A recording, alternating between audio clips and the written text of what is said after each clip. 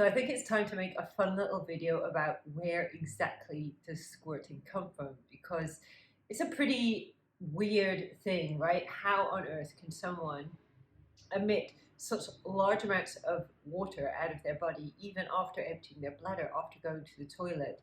Where on earth does this liquid come from? Well, as a avid squirter, I have to say I myself am mystified by what my body does, and I suppose in some ways it's a similar experience to giving birth, where you go through this pregnancy and you're kind of increasing and increasing in size, and suddenly the little thing pops out, and you're like, where did that come from?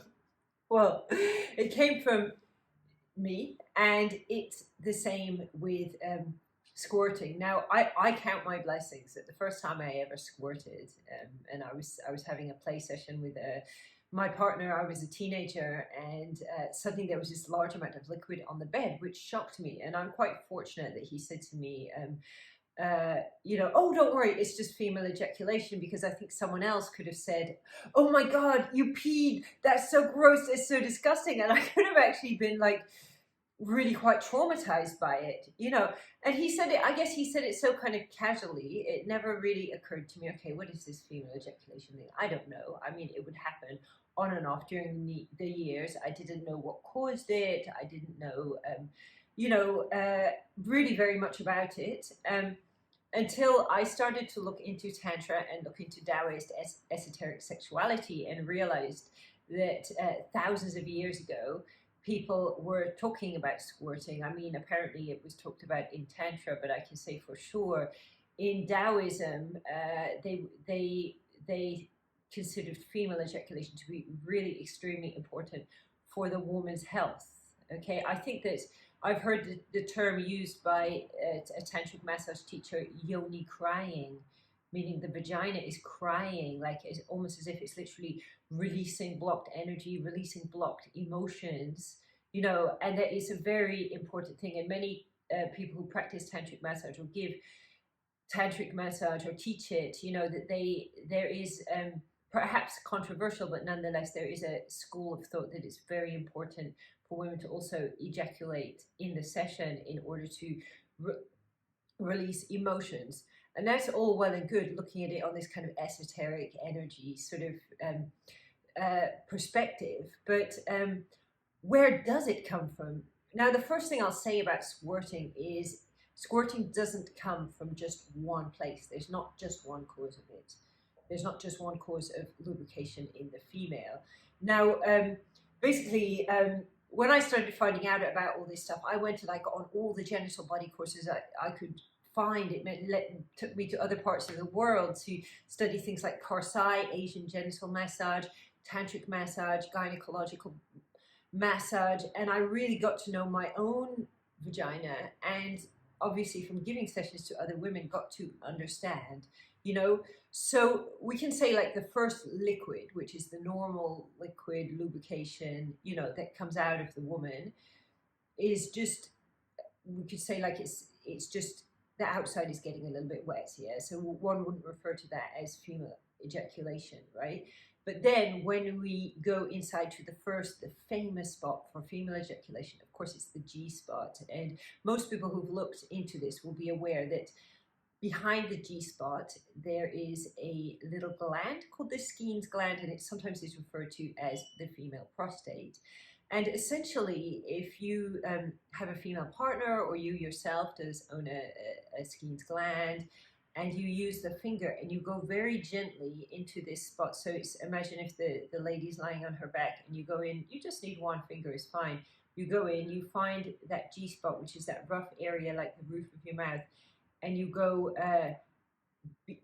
beyond that, and you'll feel something, and it will start off as a very small little lumpy bit, but as you massage it, you can feel it kind of filling up with this liquid, right, which is the so-called squirt liquid, and eventually this, through a process which absolutely involves the woman feeling very safe, very comfortable, really being able to release, open up and let go, and has much more to do with that emotional side of it than actually where you're pushing. So through this process, the lady then starts to release the fluid, which can come out. It's a very watery liquid, so it's got the same consistency as pee. And if you taste it or smell it, it may have a teeny little tiny bit of urine in it, but it definitely does not taste like urine. Okay, and it can come out, it can squirt out and hit you right in the face, right in the eyes, which has happened to me, to my partner, that he was right in the eye. So we know that there's this process of the Skene's gland filling up, but still it is mysterious. And sometimes, I mean, it annoys me when I hear people going, oh, no, it's pee, it's pee. There was a guy on my YouTube, I think my last female ejaculation video, who's convinced it was pee. There's a whole argument about it. You can kind of see me and my teacher making some points there, I think,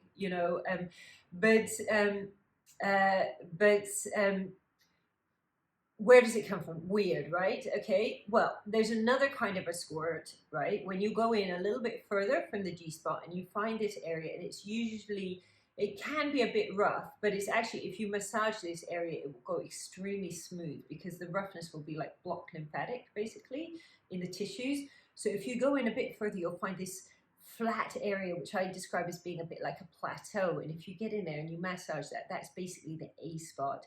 And you can actually go on the lady above the pubic bone, push in, and also feel the finger from underneath, and basically find that, and that can squirt as well. Now, the liquid that comes out of there is much more like, it's a bit more creamy, let's say, okay? It's a bit more creamy, and it's kind of like, tastes a lot sweeter if you taste it as well. Now, Martin Boudoin, my teacher that I'm often mentioning, the teacher of gynecological massage, he believes that there is perhaps another gland by the A spot.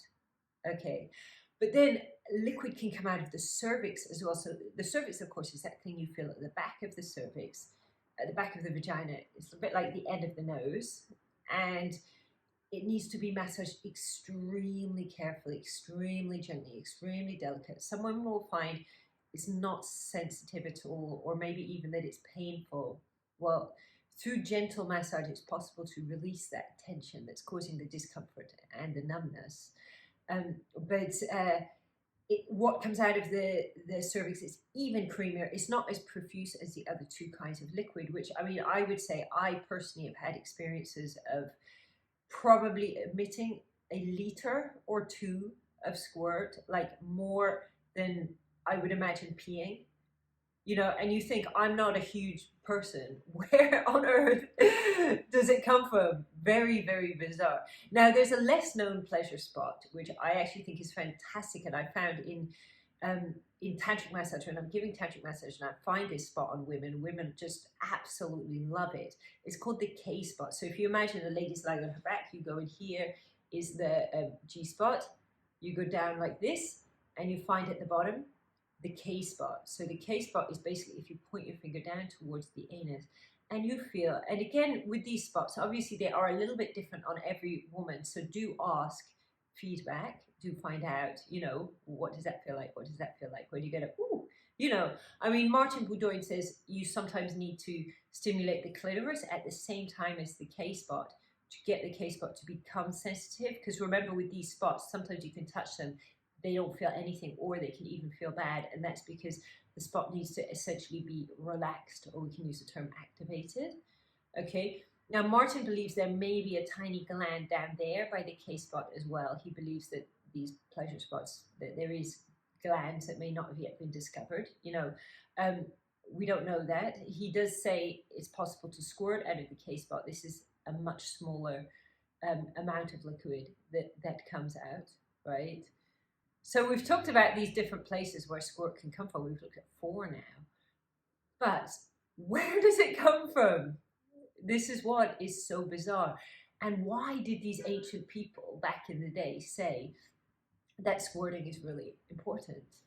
Now, when you think about it, right? Okay, now we're talking about, emotions getting released, and even that emotions getting released, energy getting released, it can all sound a little bit kind of woo-woo and a little bit weird. But let's think about it. Now, sometimes if I'm in a bad mood, something's really upset me, I'm feeling bad, what am I going to do? Go off on a run, go off on a long walk. And I come back and I'm like, oh, and I feel so good because I've released the emotions, the negative energy, whatever you would call it, and I'm coming back and I'm feeling better. Now, the same thing can happen after squirting, that I feel really, really released and really open. And I suppose what I'm trying to get at is we can look at something like releasing emotions. Now, obviously, we know that when we go on a walk or a run and when we exercise, we also release toxins out of our body, say in the form of sweating, And what I have started to believe, and what Martin Boudoin seems to believe as well, is so in our bodies there's this thing called the lymphatic system. Of course, we all know about the blood flow. We can cut ourselves, we can see there's a red coming out. But if you ever cut yourself and something white comes out, not white, but just clear, just a clear liquid. So what the lymphatic system is it balances the fluids in the body, it cleans the fluids, and it also cleans the toxins out of the body and takes them to the kidneys. Now, maybe you've experienced having a blocked lymph gland, which is a lump, so very many people, when they put their hands around the armpit, around the breasts, you can feel lumps, and these lumps are lymphatic glands. It's very, very common to feel them at the top of the groin, around the pubic bone. If you massage yourself, many people will have lumps all up the inside of the leg, the backs of the legs, the back of the knees, the back of the calves. They won't know it, but I just notice it when I do body work on people, that most people have some kind of blocked lymphatics, which are basically these lumps where the lymph glands are full of this fluid that isn't moving.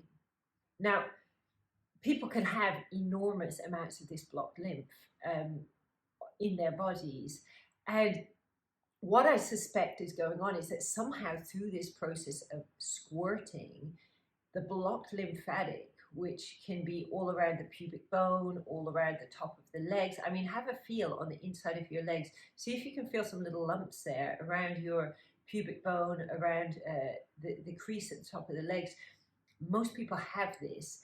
And what I've noticed is, because I do lymphatic drainage massage on other people, I also do it on myself. So I'm quite aware, when is my lymph getting a little bit blocked? Yeah, when am I getting a buildup of this lymph, essentially, which can even cause this kind of puffy weight gain, or the shape of the legs getting a bit flabby, and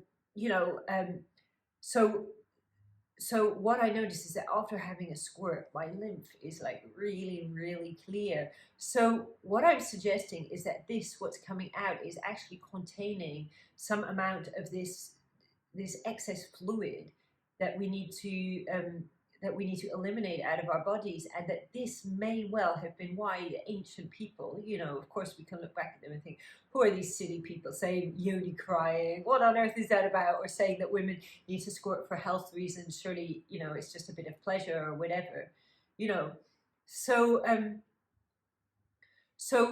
yeah, this is the conclusion I've come to, that it's the fluid that's built up, and that's why we need to generally spend a little bit of time to kind of draw the fluid into the Skene's gland or whatever. But then at some point when it's ready, the body goes into this miraculous, incredible, amazing process, and it just eliminates all this stuff out of the body. Now, I guess the last question is, does that mean this stuff is toxic, that it's bad to drink it? I mean, I've known men who've drunken it. I've certainly tasted it myself, who think it's incredible. They think it's incredibly good for them. I mean, who knows? I suppose you can say there are people that drink urine. Some people might say urine, disgusting. Why would you drink that? Other people think it's, the elixir of immortality or whatever. So I think I would just say, if you're going to drink it, don't overdo it. Have a little bit. If it feels good, why not do some more?